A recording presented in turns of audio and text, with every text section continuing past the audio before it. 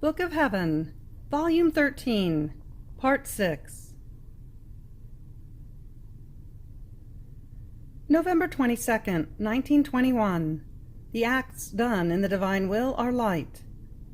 The pain that most pierced Jesus in his passion was pretense.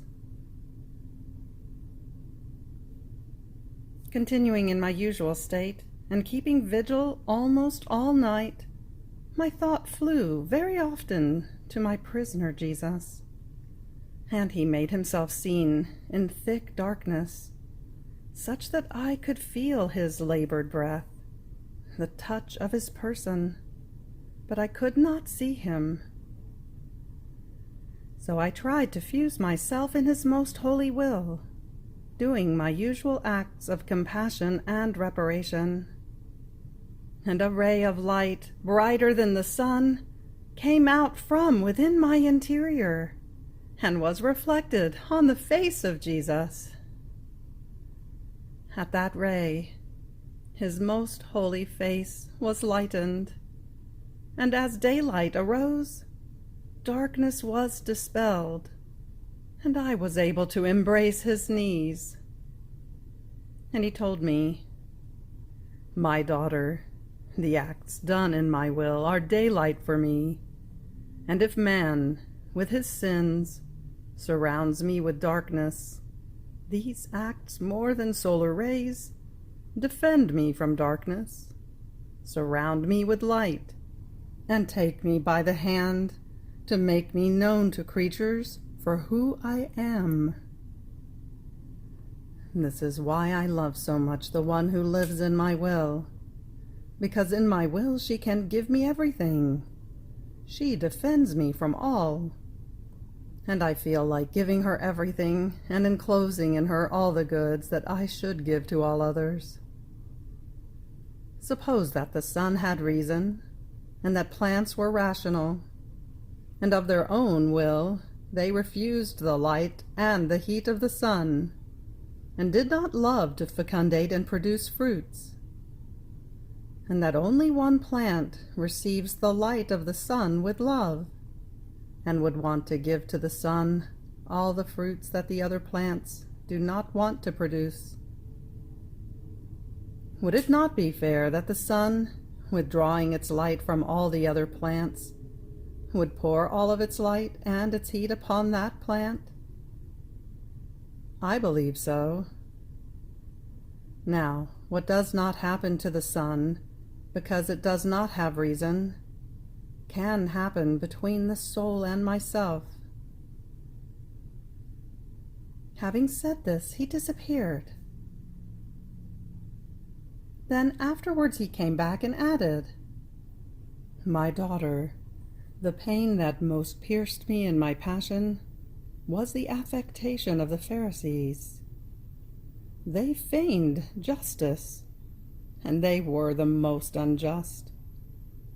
They feigned sanctity, regularity, order, and they were the most perverted, outside of any rule, and in full disorder.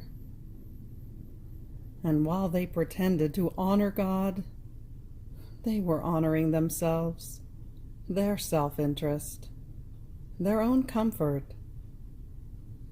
Therefore light could not enter into them, because their affected manners were closing the doors to it, and pretense was the key, that with double locks, closing them to death, obstinately blocked even a few glimmers of light.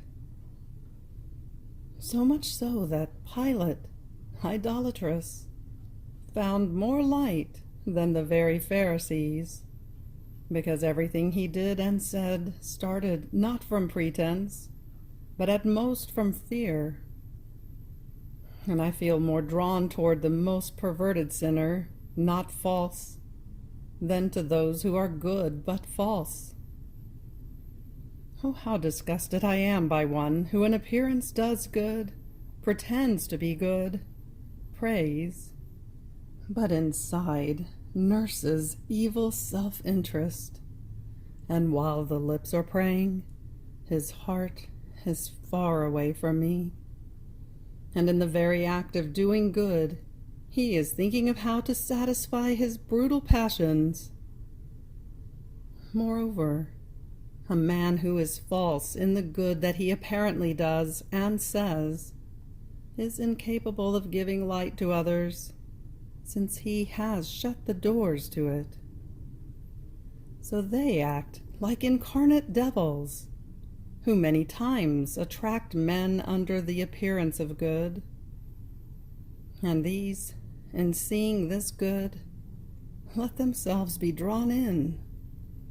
But right in the middle of the way, they make them fall into graver sins. Oh, how much safer are the temptations under appearance of sin than those under appearance of good. In the same way, it is safer to deal with perverted people than with good people but false. How much poison do they not hide? How many souls do they not poison? If it wasn't for pretenses, and if all let themselves be known for what they are, the root of evil would be removed from the face of the earth, and all would remain free of illusion. November 26, 1921. Centralization of the purpose of creation, of redemption, and of glorification. Living in the divine will is the greatest miracle. I was thinking about what is written on the 19th of the current month, and I said to myself, how is it possible that, after my mamma, I be the second prop? And my sweet Jesus, drawing me to himself within an immense light, told me, my daughter, why do you doubt? What is the reason? And I, my great misery. And he, this you must banish. And besides, if I did not choose you, I certainly would have chosen another one from the human family. In fact, the human family rebelled against my will, and by rebelling, it took away from me the purpose of the glory, of the honor that creation was supposed to give me.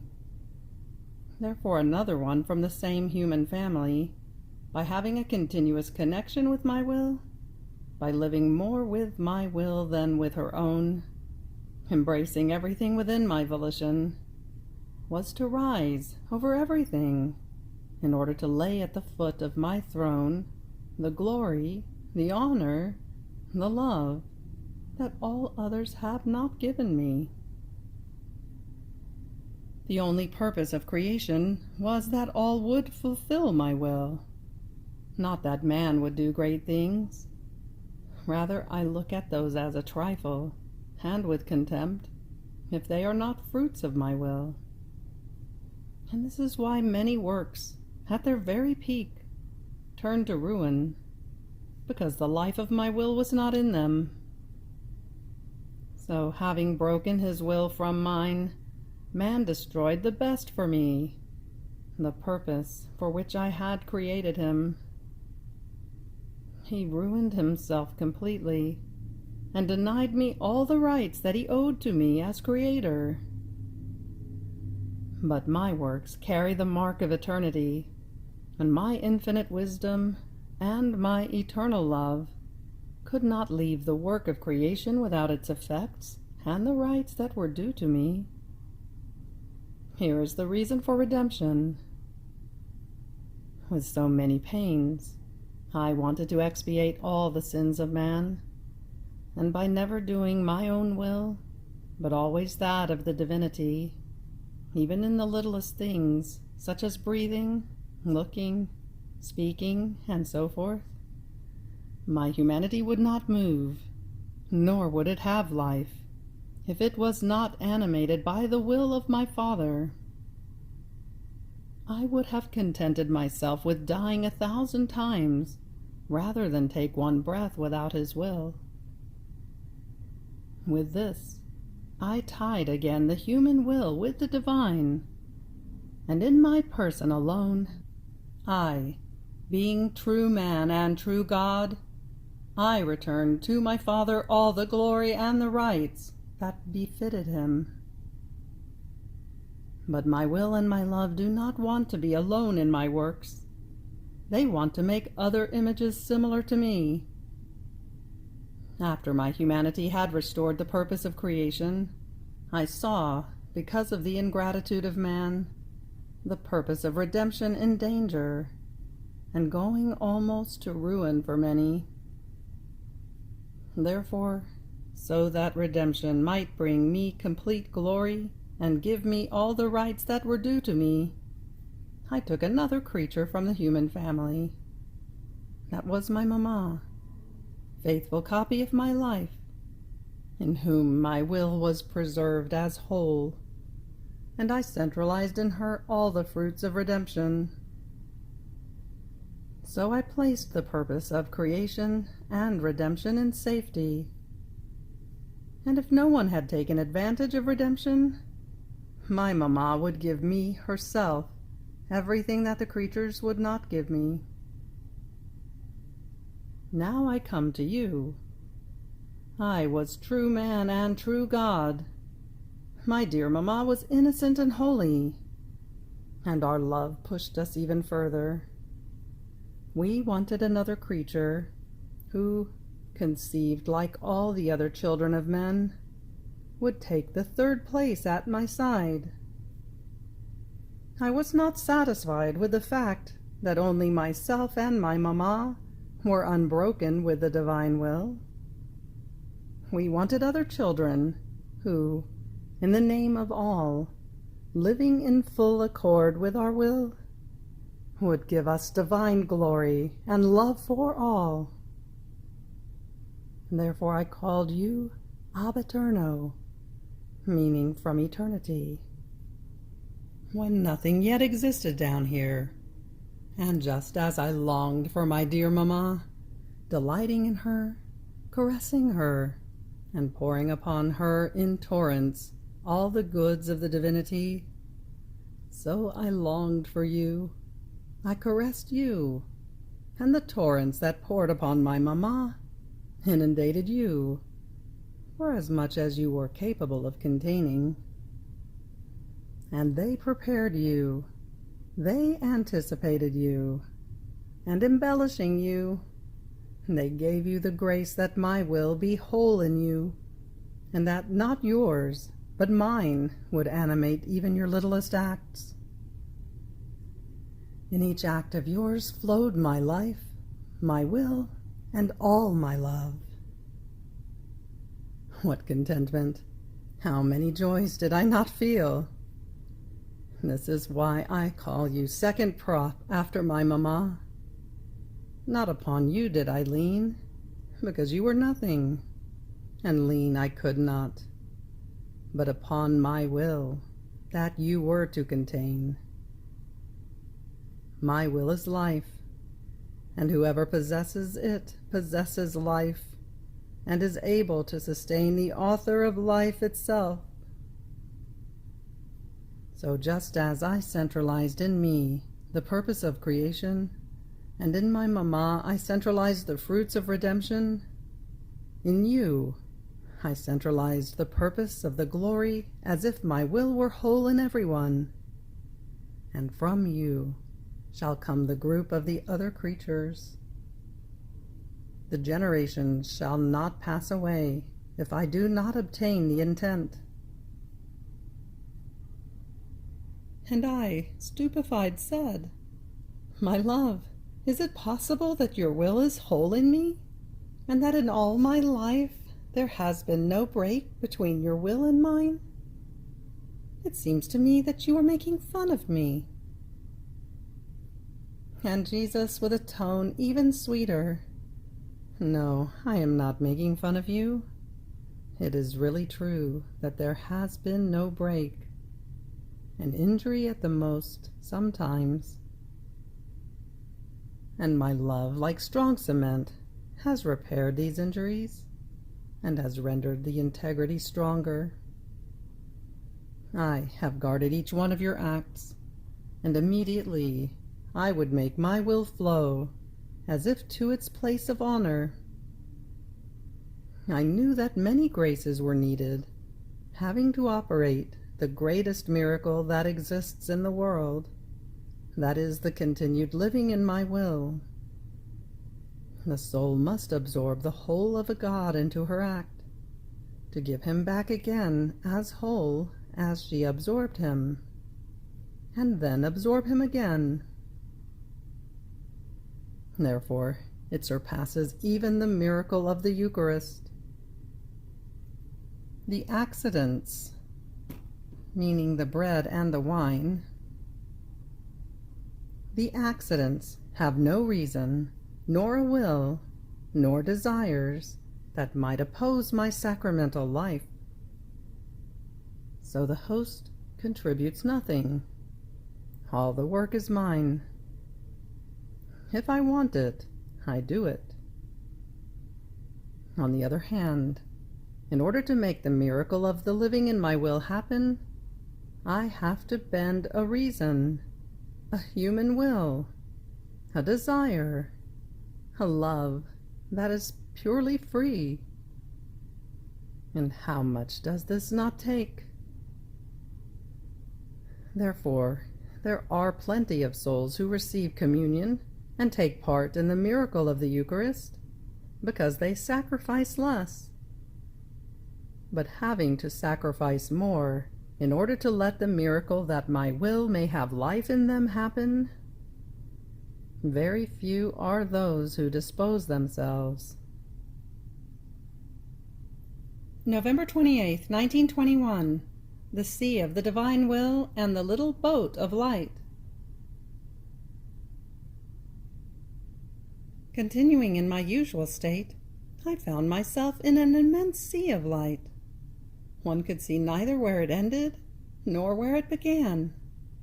And there was a little boat, also made of light. Of light was the bottom of the boat. Of light the sails. In some it was all light.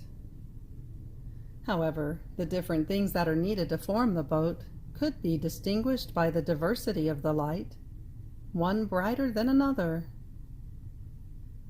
This little boat was crossing this sea of light at incredible speed.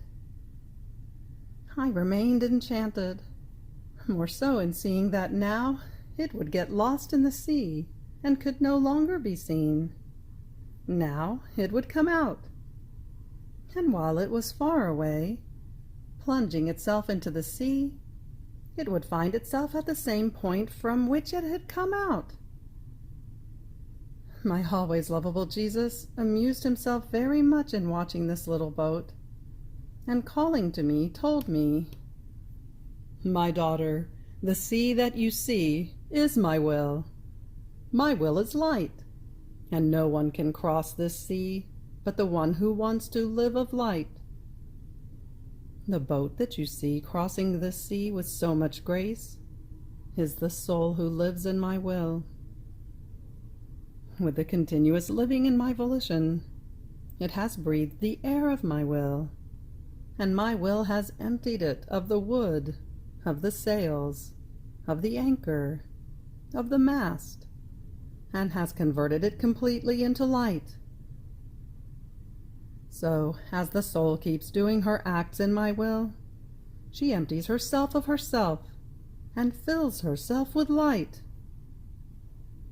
The captain of this boat is I. I myself guide her on the course of her speed. I myself plunge her deep inside to give her rest, and to give her the time to be entrusted with the secrets of my will. No one could be capable of guiding her, because not knowing the sea, they cannot know the way to guide her, nor would I trust anyone. At the most, I choose the guide as spectator and listener of the great prodigies that my will performs. Who can ever be capable of guiding the races in my will? while I, in one single instant, make her do the races that another guide would make her do in 1 century. Then he added, "See how beautiful she is. She runs, she dives, and she finds herself at the beginning. It is the sphere of eternity that envelops her, always still at one single point. It is my immutable will that makes her run within its sphere, that has no beginning and no end, such that, while she runs, she finds herself at that steady point of my immutability. Look at the sun. It is fixed. It does not move. But in 1 instant its light covers the whole earth. The same for this boat. She is immutable with me, nor does she move from that point from which my will issued her. She came out of an eternal point, and there she remains. And if she appears to be running, those are her acts that run, that, like solar light, go everywhere and to every place. This is the wonder, to run and to stay still. So I am, and so must I render the one who lives in my will. But do you want to know who this boat is? The soul who lives in my will. As she emits her acts in my volition, she does her races, giving my will the occasion to issue many other vital acts of grace, of love, of glory, from its center. And I, her captain, guide that act. I run together with it, that it may be an act that lacks nothing, and that is worthy of my will. But in these things I amuse myself very much. I see the little daughter of my will, who together with me runs and remains still. She has no feet, and is the step of all, no hands, and is the motion of all works, no eyes, and in the light of my will she is more than eyes and light for all. Oh, how well she imitates her Creator, how she renders herself similar to me. Only in my will can there be true imitation. I hear my most sweet and creative voices resound to my ear. Let us make man in our image and likeness. And with unending joy I say, here are my images. The rights of creation are given back to me. The purpose for which I created man is completed. How happy I am. And I call all heaven to make feast. December 3rd, 1921. Redemption is salvation. The divine will is sanctity.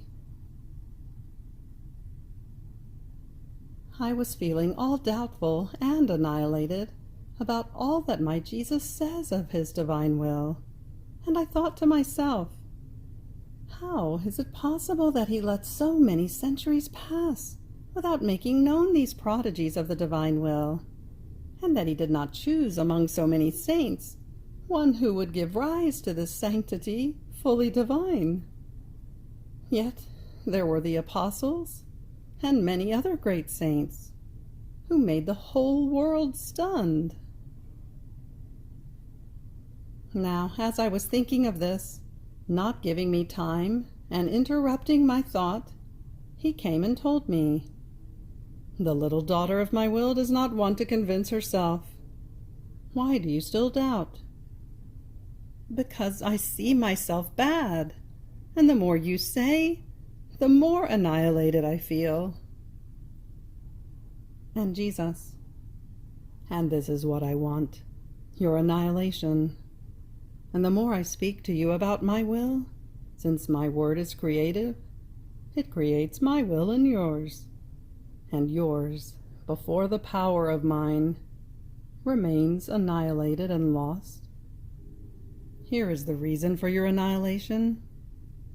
Know that your will must dissolve within mine, just as the snow dissolves at the rays of a burning sun.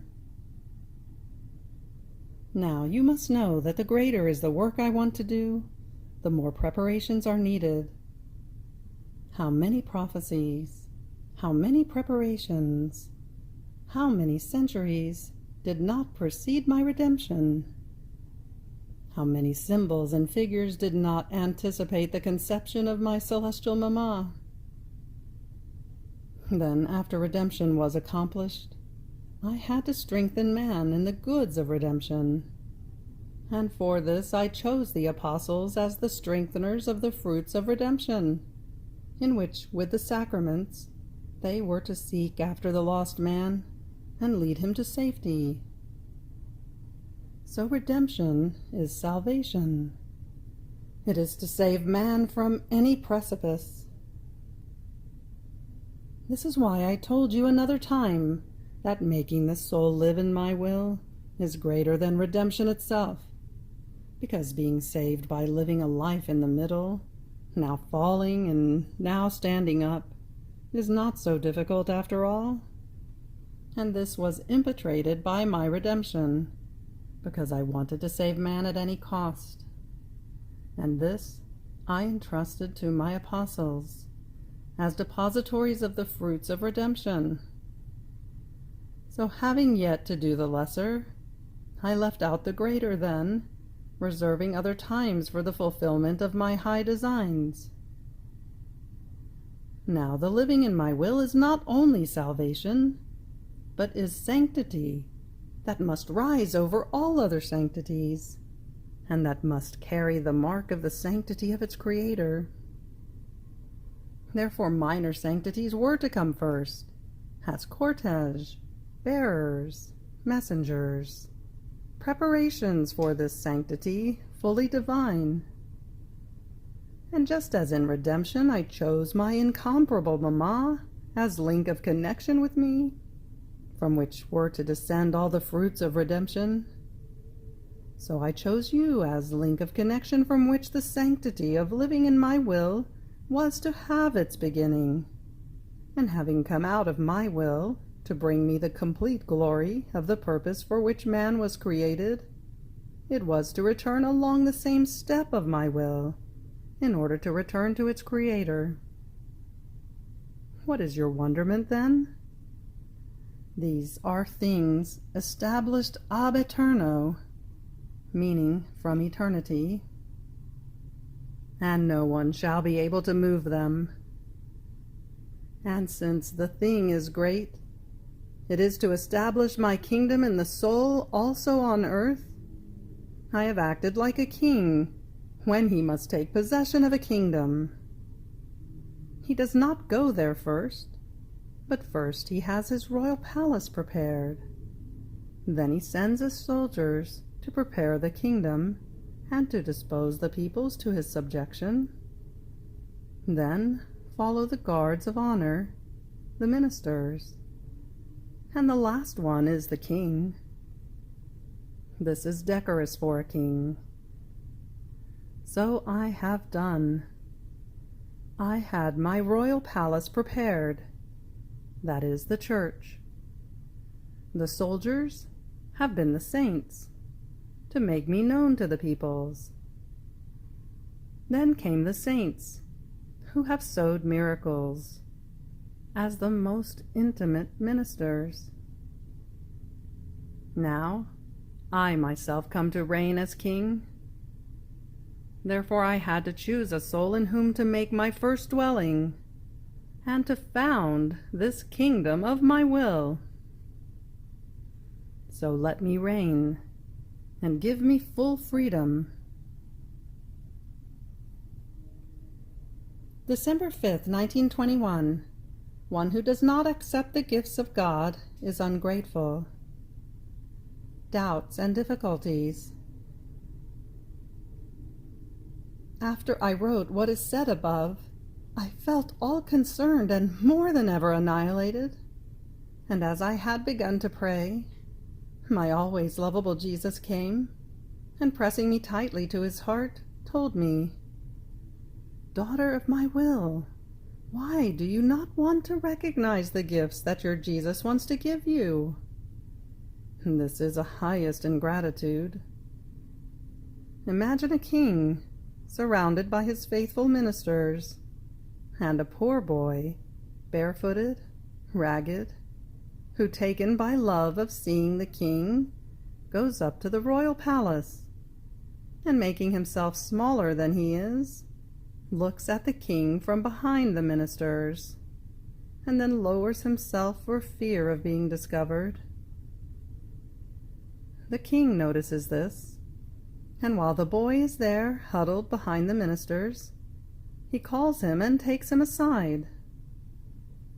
The little one trembles, blushes. He fears to be punished. But the king presses him to his heart and says to him, "Do not fear. I took you aside to tell you that I want to elevate you above all. I want you to surpass all the gifts that I have given to my ministers. Nor do I want you to leave my royal palace any more."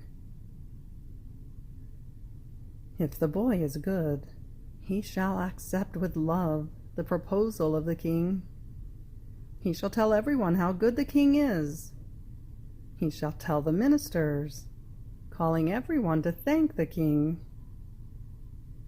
If, though he is ungrateful, he shall refuse to accept, saying, "What do you want from me? I am a little one, poor, ragged, barefooted. These gifts are not for me." And he shall keep in his heart the secret of his ingratitude. Is this not a horrendous ingratitude? And what shall happen to that boy? So you are. Because you see yourself unworthy, you would want to get rid of my gifts. And I, my love, you are right, but what concerns me the most is that you always want to speak about me. And he, it is right, it is necessary that I speak about you. Would it be nice if a bridegroom who wants to marry a bride would have to deal with others and not with her? While it is necessary that they confide their secrets to each other, that one know what the other possesses, that their parents endow this couple, and that, in advance, they become used to each other's ways? And I added, "Tell me my life, and who is my family? What is my dowry and yours?" And smiling, he continued, "Your family is the Trinity. Don't you remember when, in the first years of bed, I took you to heaven, and before the sacrosanct Trinity we celebrated our union? And the Trinity endowed you with such gifts that you yourself have not yet known them. And as I speak to you of my will, of the effects and value, the gifts with which from that time you were endowed are uncovered. I do not speak to you of my dowry, because what is mine is yours." And then, after a few days, we, all three divine persons, descended from heaven, took possession of your heart, and formed our perpetual dwelling. We took the reins of your intelligence, of your heart, and of all of you. And everything you did was an outpouring of our creative will over you, and the confirmation that your will was animated by an eternal will. The work is already done. There is nothing left but to make it known, so that not only you, but also others may take part in these great goods. And this I am doing, calling now one minister of mine, now another, and even ministers from places afar, to make known to them these great truths. Therefore this thing is mine, not yours, so let me do. Even more, You must know that every time you manifest one additional value of my will, I feel so much contentment that I love you with multiplied love. And I, blushing about my difficulties, said, "My highest and only good, see how I have become more bad. Before I used to have no doubts about what you were telling me. Now, no, how many doubts, how many difficulties. I myself don't know where I go fishing for them." And Jesus, "Do not worry about this either. Many times I myself provoke these difficulties in order to answer not only you, confirming to you the truths that I tell you, but to answer all those who, in reading these truths, may find doubts and difficulties. And I answer them in advance, so that they may find light and the melting of all their difficulties. Criticism shall not be lacking. Therefore, everything is necessary." You have reached the end of the Book of Heaven, Volume 13, Part 6. Fiat.